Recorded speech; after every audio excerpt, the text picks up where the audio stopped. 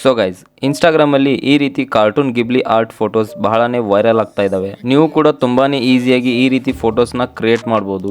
ಗಿಬ್ಲಿ art style ಅಷ್ಟೇ ಅಲ್ಲ, ಇನ್ನೂ ಸಾಕಷ್ಟು ಬೇರೆ ಬೇರೆ ರೀತಿ ಇಮೇಜಸ್ಗಳನ್ನು ನೀವು ಕ್ರಿಯೇಟ್ ಮಾಡ್ಬೋದು. For example anime style, Simpson style, comic book style, Pixar 3D style, ಇದೇ ರೀತಿ ಬಹಳಷ್ಟು ಬೇರೆ ಬೇರೆ ರೀತಿ ನೀವು ಇಮೇಜಸ್ನ ಕ್ರಿಯೇಟ್ ಮಾಡ್ಬೋದು ಜಸ್ಟ್ ಒನ್ ಕ್ಲಿಕ್ ಅಲ್ಲಿ. ಸೊ ಗೈಸ್, ಈ ರೀತಿ ಫೋಟೋಸ್ನ ಕ್ರಿಯೇಟ್ ಮಾಡೋಕ್ಕೆ ಒಂದು ಆ್ಯಪ್ ಬೇಕಾಗುತ್ತೆ. ಆ ಆ್ಯಪ್ ಹೆಸರು ಏನಪ್ಪ ಅಂದರೆ ಗ್ರಾಕ್ ಬೀಟಾ ಅಂತ. ಈ ಆ್ಯಪ್ ನಿಮಗೆ ಪ್ಲೇಸ್ಟೋರಲ್ಲಿ ಈಸಿಯಾಗಿ ಸಿಗುತ್ತೆ, ಅಲ್ಲಿಂದ ನೀವು ಡೌನ್ಲೋಡ್ ಮಾಡ್ಕೋಬೋದು. ಸೊ ನಾನು ಆಲ್ರೆಡಿ ಡೌನ್ಲೋಡ್ ಮಾಡಿದ್ದೀನಿ. ಈಗ ಜಸ್ಟ್ ಓಪನ್ ಮಾಡ್ಕೊತೀನಿ. ಓಪನ್ ಮಾಡಿಕೊಂಡ್ರೆ ನಿಮಗೆ ಈ ರೀತಿ ChatGPT ಥರನೇ ಸೇಮ್ ಇಂಟರ್ಫೇಸ್ ಬರುತ್ತೆ. ಜಸ್ಟ್ ಇಲ್ಲಿ ನಿಮಗೆ ಕೆಳಗಡೆ ಪ್ಲಸ್ ಮಾರ್ಕ್ ಅಂತ ಇರ್ಬೋದು, ಇದ್ರ ಮೇಲೆ ಕ್ಲಿಕ್ ಮಾಡಿಕೊಂಡು ಇಲ್ಲಿ ಫೋಟೋಸ್ ಅಂತ ಇದೆ, ಇದ್ರ ಮೇಲೆ ಕ್ಲಿಕ್ ಮಾಡಿಕೊಂಡ್ರೆ ನಿಮ್ಮ ಗ್ಯಾಲರಿ ಓಪನ್ ಆಗುತ್ತೆ. ಅಲ್ಲಿಂದ ನಿಮ್ಮ ಫೋಟೋನ ಆ್ಯಡ್ ಮಾಡ್ಕೊಳ್ಳಿ.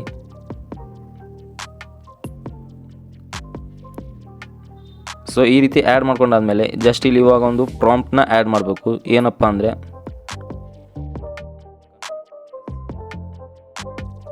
Convert this image into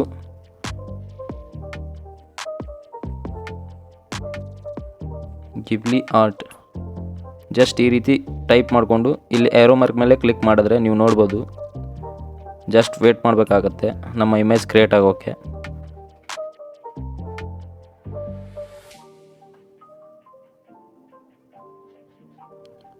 so guys, ನೀವು ನೋಡ್ಬೋದು ಯಾವ ರೀತಿ ಇಮೇಜ್ ಕ್ರಿಯೇಟ್ ಆಗಿದೆ ಅಂತ ಜಸ್ಟ್ ಒನ್ ಕ್ಲಿಕ್ಕಲ್ಲಿ. ಈ ರೀತಿ ಕ್ರಿಯೇಟ್ ಮಾಡ್ಕೊಂಡಾದ್ಮೇಲೆ ಜಸ್ಟ್ ಫೋಟೋ ಮೇಲೆ ಕ್ಲಿಕ್ ಮಾಡಿಕೊಂಡು ಇಲ್ಲಿ ಕೆಳಗಡೆ ಸೇವ್ ಅಂತ ಇದೆ, ಇದ್ರ ಮೇಲೆ ಕ್ಲಿಕ್ ಮಾಡಿಕೊಂಡ್ರೆ ಈ ಫೋಟೋ ಡೌನ್ಲೋಡ್ ಆಗುತ್ತೆ. ಇಲ್ಲಾಂದರೆ ಇಲ್ಲಿ 3 ಡಾಟ್ ಮೇಲೆ ಕ್ಲಿಕ್ ಮಾಡಿಕೊಂಡ್ರು ಅಲ್ಲಿ ಕೂಡ ನಿಮಗೆ ಸೇವ್ ಆಪ್ಷನ್ ಸಿಗುತ್ತೆ.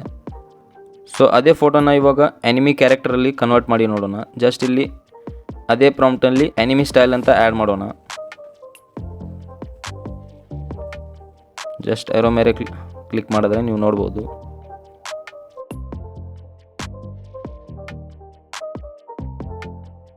ಸೊ ಗೈಸ್, ನೀವು ನೋಡ್ಬೋದು ಆನಿಮಿ ಸ್ಟೈಲಲ್ಲಿ ಯಾವ ರೀತಿ ಕನ್ವರ್ಟ್ ಆಗಿದೆ ಅಂತ. ಇದನ್ನು ಕೂಡ ನೀವು ಈ ರೀತಿ ಸೇವ್ ಮಾಡ್ಕೋಬೋದು. ಸೊ ನೆಕ್ಸ್ಟ್ ಇವಾಗ ಇದೇ ಫೋಟೋನ 3D ಸ್ಟೈಲಲ್ಲಿ ಕನ್ವರ್ಟ್ ಮಾಡಿ ನೋಡೋಣ. ಇಲ್ಲಿ ಜಸ್ಟ್ ಪಿಕ್ಸರ್ 3D ಅಂತ ಟೈಪ್ ಮಾಡೋಣ.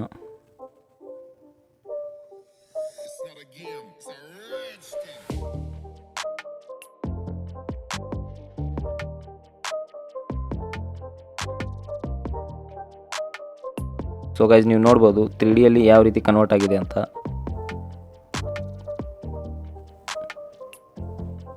ಸೊ ಗೈಸ್, ಈ ರೀತಿ ಬೇರೆ ಬೇರೆ ಸ್ಟೈಲಲ್ಲಿ ಇಮೇಜಸ್ನ ಕ್ರಿಯೇಟ್ ಮಾಡೋಕ್ಕೆ ಟೋಟಲ್ 16 ಪ್ರಾಂಪ್ಟ್ಸ್ನ ನಾನು ಡಿಸ್ಕ್ರಿಪ್ಷನ್ನಲ್ಲಿ ಆ್ಯಡ್ ಮಾಡಿರ್ತೀನಿ. ಅಲ್ಲಿಂದ ನೀವು ಕಾಪಿ ಮಾಡಿಕೊಂಡು ಈ ರೀತಿ ಇಮೇಜಸ್ನ ಕ್ರಿಯೇಟ್ ಮಾಡ್ಕೋಬೋದು.